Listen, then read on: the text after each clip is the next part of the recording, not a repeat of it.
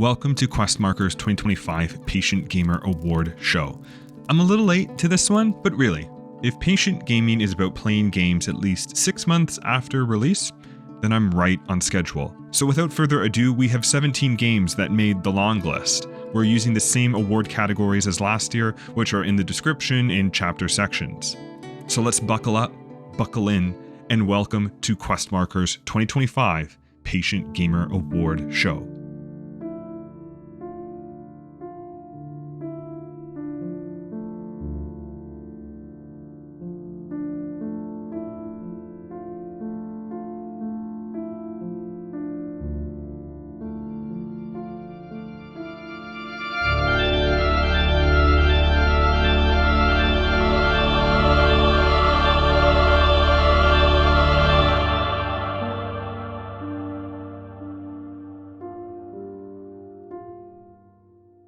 With co-op multiplayer, there are 3 games I want to talk about from 2025 and that I played a lot of. Civ 6, Barony, and Elden Ring Shadow of the Erdtree. In my opinion, all of these games deserve all of the accolades and are at the top and should be considered at the top of their respective genres. In the back half of 2025 was one of those periods where Civ 6 was all I had in mind.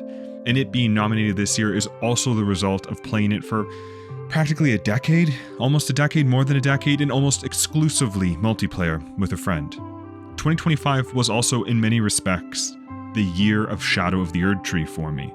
The Lands of Shadow are undeniably an unforgettable experience, especially in co-op, where you get to experience the pains and pleasures in the Abyssal Woods twice. But for me, 2025 was the year of Barony. This is one of my all-time favorite games for playing with friends that looks silly, that looks simple, but is really serious and thoughtful in its design and play experience. It is a crawl through a mega dungeon with 3 other friends, all 4 of you, and it's filled with physics and traps and clever enemy design and puzzles and chaos and magic and more. It's a game that rewards both player skill and player knowledge. And I've loved practically every minute of my time with Barony, and I continue to. It wins Best Cooperative Multiplayer.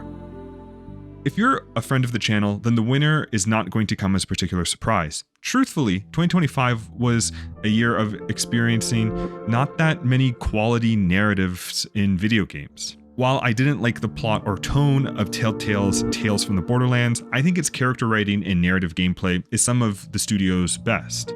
The minimalist, dark, vaporware, mask-filled Miami bloodbath of Hotline Miami, which, surprising, the window dressing narrative actually added to this gameplay first game. Axiom Verge I finally played through many years late, and honestly, in contrast to Hotline Miami, about halfway through the game, I was playing it through almost exclusively because of its world and themes and twists, and less for its Metroidvania gameplay.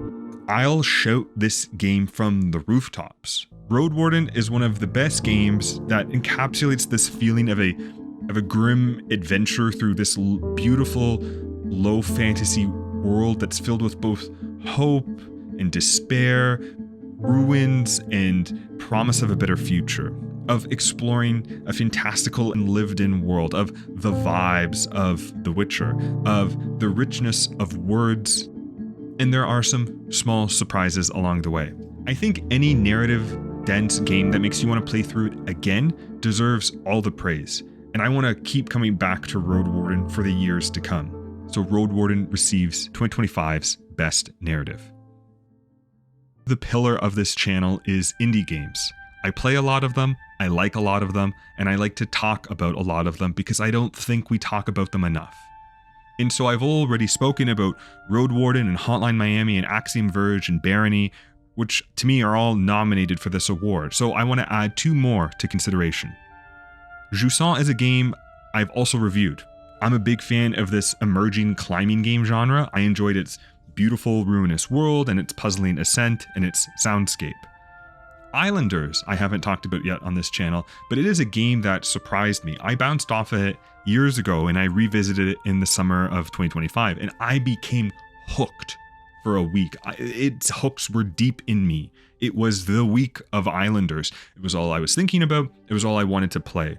It is a puzzle game disguised as a city builder, and to me, unearthed a genre of games that I'm going to keep looking for. But with all of that said, the best indie game has to go to Road Warden. For a game that is $12.50 Canadian, and it goes on sale for $3 or $4, it is hours of entertainment, and it's hours of a great narrative role-playing game experience. Like, have I talked about how much I love this game? Let's move on. I got to experience the charm of Double Fine for the first time in 2025 and playing one of its smaller titles, Costume Quest. And honestly, its JRPG gameplay and Halloween setting definitely made me realize a few hours in that clearly this game was geared for kids. But exploring and experiencing the game's art and style was the best thing about it.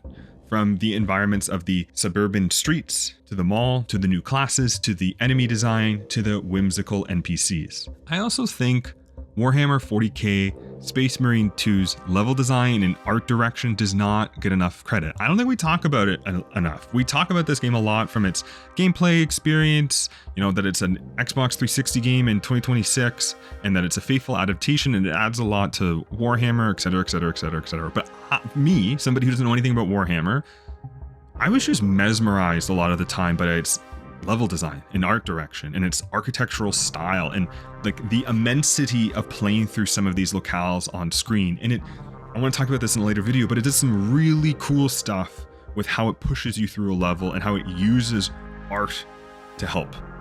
Maybe to some, its setting comes across as something that's so archetypal, it's stereotypical, but I appreciated and admired, and I stopped and admired it a lot when playing through this game. However, not as much as I did with Shadow of the Erd Tree.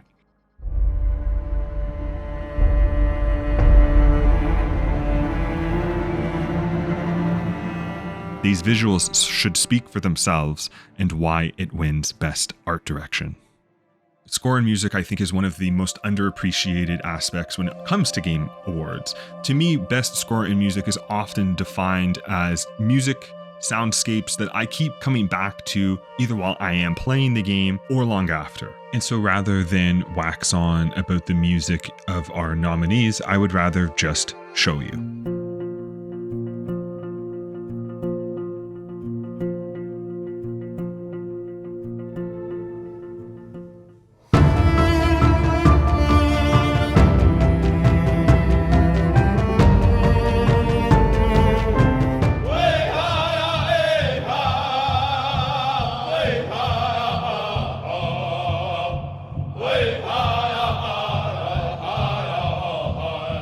Road Warden is inseparable from Nick Roeder's score. The minimalist ambient music masterfully performs the balancing act of creating a sense of place within the world, but never encroaches on being too repetitive or annoying. Jousson's Guillaume Ferrand captures the sort of post-apocalyptic bright punk aesthetic that I think this game is going for. It straddles between the melancholy and the hopeful, and I thought really enhanced the experience of the Ascent and has some of my favorite listening music ever since. But I think we need to talk about Civ 6 music for 60 seconds and why it wins Best Score and Music. For the uninitiated, each of the dozens of civilizations have their own music and musical motifs. They evolve from something more basic in their orchestration, representing your sort of ancient era ambitions, and then they evolve over the course of the game to something modern and then futuristic, finally when you reach the technological era. And moreover, the music of each civilization you encounter throughout the game becomes interwoven with your own. So you might start listening to one version of the Maori haka and then meet the Georgians and then listen to those musical arrangements intermingle and evolve in their orchestration and instrumentation, and then you meet the Australians or then the Kenyans, and here you are creating your own score, soundscape, soundtrack of your game, of your playthrough. It's a beautiful thing to behold, and we haven't even mentioned Christopher Tin's epic main theme. I could go on. I'm not a music theorist or a music guy, but please go watch this great video by 8-Bit Music Theory that goes further in depth. I highly recommend watching it if you like Civ or just music altogether.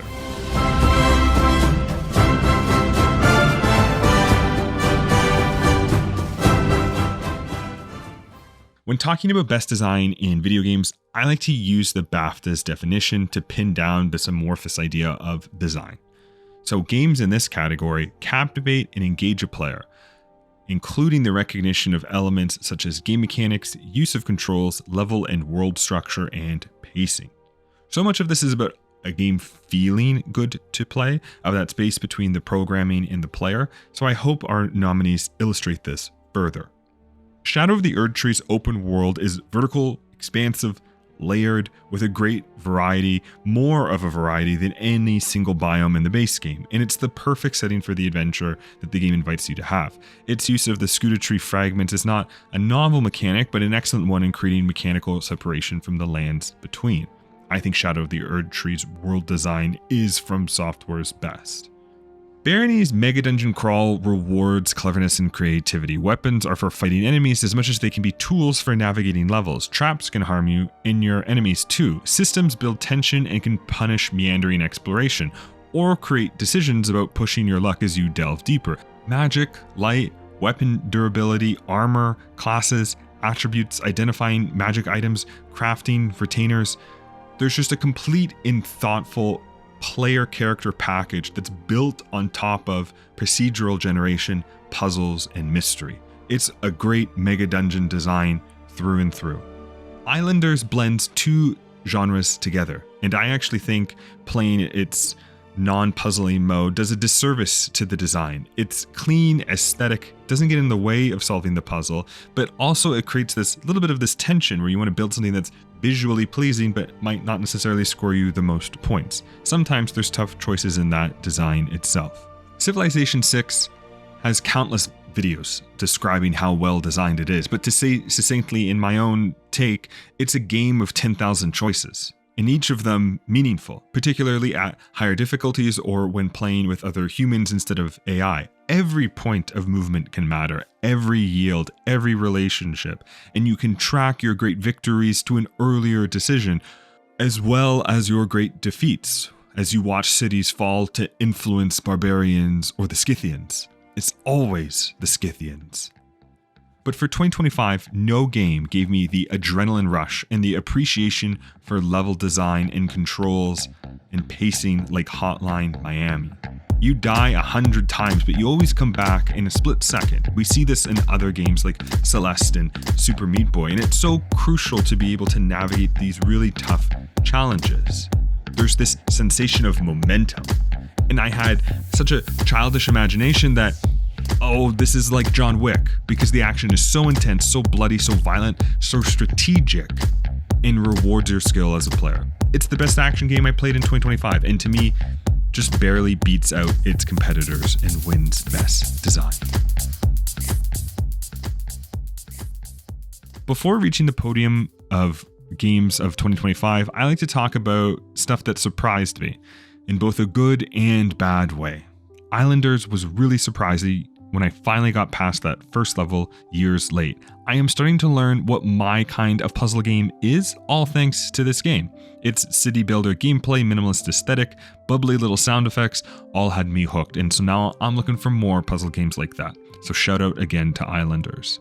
Before playing Barony throughout 2025, it was on my wish list for a while. I mean, it was released over a decade ago. For an online co-op action-adventure game, I had this assumption going in that it was going to be streamlined, accessible, and perhaps for better or worse kind of simplistic. I really don't think it is that at all. I've enjoyed the depth of the experience and how it really rewards clever players and good teamwork in a way many games shy from. You'll notice perhaps at this point that there are a lot of games on the long list that we haven't mentioned yet. So hint, hint, that means we have to talk about them in a most surprising in a bad way. After Party was the worst game I have played in a long time, and I only say this because the studio's previous game, Oxenfree, is one of my favorite games of all time. I don't want to be overly negative, so I'll be brief. Past the first 30 minutes, it was a complete and utter slog.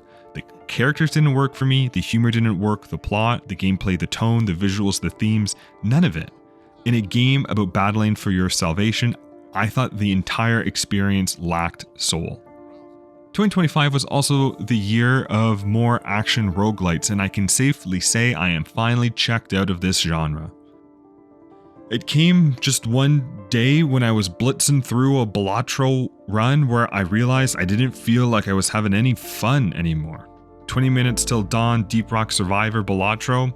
Something about these games feels like cracking booster packs of your favorite collectible card game rather than playing a game. So, moving on. I have to say, 2025 as a patient gamer was, for me, the year of Road Warden, Shadow of the Erdtree, and Barony. Looking at 2025, these are the three games that produced the experiences that defined and enriched my time with the hobby. So let me know what are your top 3 games from 2025 in the comments below. So that brings us to the end of the award show. As always, share your thoughts. I love nothing more than a good comment. I'll add that 2025 was really a year that has solidified this habit that I don't really play new games anymore, even though I have a giant, massive wish list and I would like to. I just don't get around to it. My habits are trending backwards in time, which makes it hard when you're wanting to appreciate new releases, particularly indie releases. And also Crimson Desert. I really want to play Crimson Desert, but I also want to play Expedition 33. Yeah, I'm late, I'm behind, but I'm even so far behind everyone. I still haven't played Red Dead Redemption 2. I know, maybe in 2026. No, guys, who are we kidding? We're more than halfway done now, and I'm trying to beat Ganon and play Breath of the Wild. So I'll see you at next year's award show.